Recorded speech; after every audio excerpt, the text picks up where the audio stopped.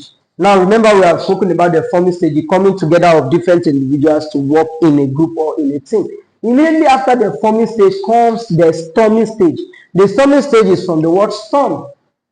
When you say there's a storm in a teacup, or when you say there's a storm, what that means is that we have basketballs, right? So at the storming stage, individuals in that group, they tend to what? To be on head-on collision. There's quarreling, there's fighting, there's disagreement here and there. There's disagreement here and there. Then also, let me just add this in this forming stage, my own extra knowledge or addition on this forming stage. At this forming stage, people, they are forming, they are not showing their real self. Yes. So they form, they hide their real self. Now, many of us have realized first day of training, everybody is gentle. Yes. Nobody wants to be seen or painted in a bad light. Everybody is gentle. I remember my first day in school, secondary school, they thought I was gentle. Normally then I used to be very, very gentle, but anytime I go in a place for the very first time, I used to be extremely gentle and extremely careful. The same thing, I know most of us will also exhibit that same trait. So people, they will hide their true self, they will hide their true nature, right? So at this stage, everybody will now show their real self, right? They are no longer like Emanuela, this is not my real face. At this stage, everybody, they are saying, no, you can't talk to me this way, right? You can't talk to me like that. This is the way I prefer to be talked to. This is the way I prefer to work. You can't tell me the way I should do my job, right? But at this stage, everybody is now showing their real self. So in the storming stage, there's fighting, there are quarrelings, disagreements, right? Every person is now showing their true nature, despite all odds. Now you can see there's head-on collision. Everybody, they are quarreling, they are fighting here. The goal is still left untouched. Now, when they are quarreling, do you think they walk towards the direction of the goal? Definitely not, right? Because they have left the actual thing, which is the goal, and they are facing their own individual differences. Now, immediately after the storming stage comes what? The numbing stage. Now, since this stage is very, very crucial, because if this stage is not properly handled, it might lead to the death of the team. Now, if this stage, if you are the team lead, you have a good leadership capability or ability, it becomes easier for that team to transcend or move over to the next stage, which is the numbing stage. I call the stage of the numbing stage the stage of normalcy. What that means is that everything is now restored to the normal state. Now, since we have now understood, oh, this is the way Yewande likes to be talked to. This is the way David likes to walk. Oh, she likes walking very, very fast. He likes walking very slowly. So how do they collaborate? Okay, since the strength of this person is fast, this person is weak, how do we ensure that the job that is going to take a faster deadline period, we give it to him, while the one with short deadline, we give it to her, right? You can see how working on each individual strength can help us what? Make us more productive, then we get the result faster. In as much, you know, he himself is working, you yourself that you are fast, you are also working. It still helps us to what? Achieve the same result. So you can see it coming around. So every person, they have now understood themselves. Every person, they have now understood themselves. They are working towards their goal. But that's not the best place to be. We have seen the forming stage, calling people, the forming stage, the basic or the team creation stage, and every person, they are thinking, how does their pattern of style fit in to the work they are called to do. The storming stage, we see their quarrelings, they are fighting, misunderstanding, and disagreement. I would say this stage is very, very critical, because if not properly managed or handled, the team might die. Now, if properly handled, it gets to the numbing stage, where every person have now understood themselves. We now know each individual differences. We now know our strengths, our weaknesses, and how we can leverage on them. Then immediately after the numbing stage comes the performing stage. And we can see from the diagram here, we have every person, they are working as one towards the achievement of the common goal. That's the best place to be. Very, very important, right? The forming stage, the storming stage, the numbing, and the performing stage. Said it was brought about by a man called Bruce Stockman in 1965.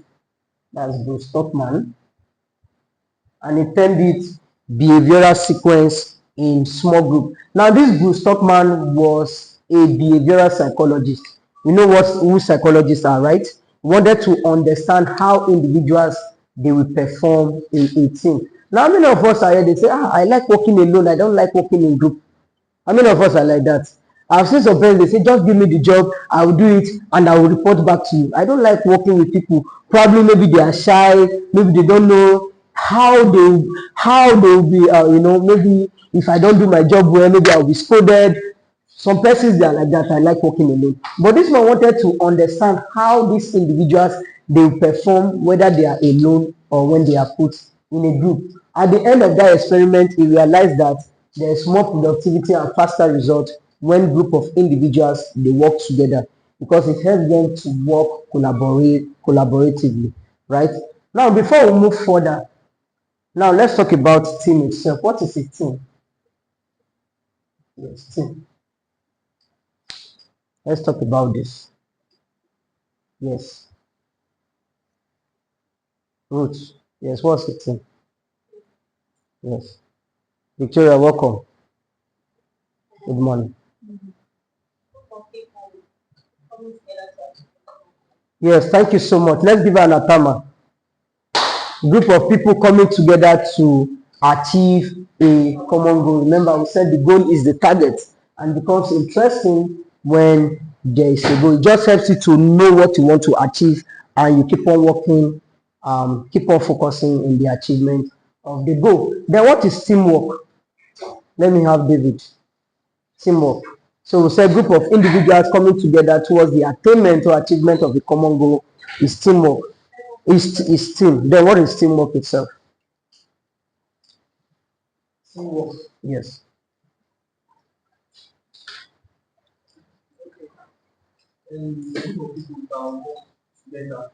Mm-hmm.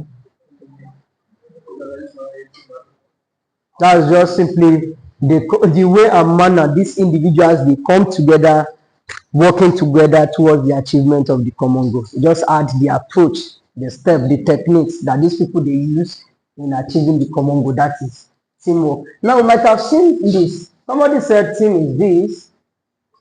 Said together, everyone or everybody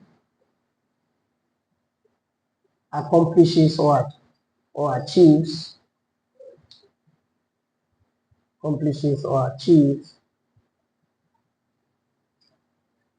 more. How many of us have seen something like this? Said together, everybody accomplishes or achieves more. Do you agree with this? From the video that we watched and from the responses we gave, you can agree with me that team together, everybody accomplishes or achieves more. Together, everybody accomplishes or achieves more. There's a man called Ken Blanchard, and he said something very, very profound. He said, none of us is as smart as all of us. None of us is as smart as all of us. Do you agree with that? There's no way something in David said will be more than what is in the rest of us said. Do you agree with that? So therefore, one person cannot be more than every person. So it comes down to this. Together, everybody accomplishes more. Now, let's say, for instance, I want to bring this television down from a 6-story building, right? Now, if I'm going to take it alone, I have to be extremely careful. And if I'm going with somebody, it becomes easier for us to move it, right? The same thing. Very, very important for us to work as a team. So the characteristics of high-performing team. Let's look at the characteristics of high-performing team.